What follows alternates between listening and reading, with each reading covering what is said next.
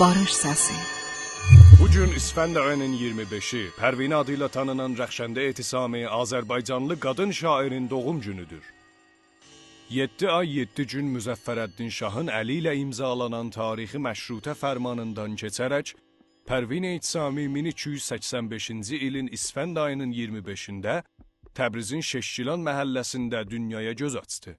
Uşaq ikən ailəsi ilə birlikdə Tehrana köçüb, fars və ərəb dillərini atasının yanında oxuyur və ingiliscəni Amerikalıların Tehrandakı qız mədrəsəsində öyrənir.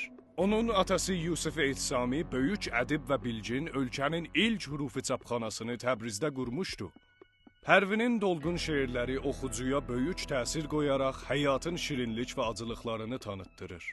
Pərvin 1313-də atasının əmoğlusu ilə evləndi, amma bu evlənmə incə xəyal şairin lətif duyğusuyla tutmadığına görə 2 ay yarımdan artıq davam gətirmədi.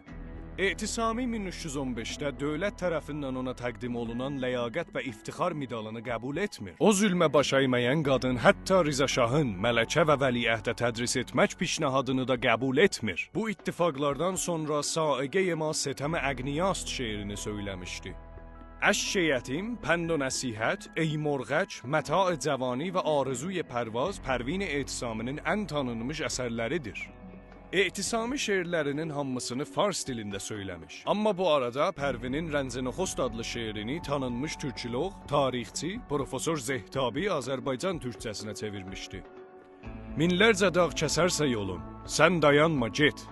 Minlərcə yol salarsa ayaqdan, yıxılma dur. Çox az zamanda İranın başa-başında tanınıb şöhrət qazanan böyük qadın şair Pərvin Etisami 1320-ci ilin Fərvərdin ayının 15-ci günü həsbə xəstəliyindən vəfat edir. Onu Qum şəhrində atasının məzarının yanında toprağa tapşırıblar. Pərvin Etisaminin Təbrizdəki ata evi 1385-də Miras Fərhənginin tərəfindən ev muzeye təbdil olunubdur.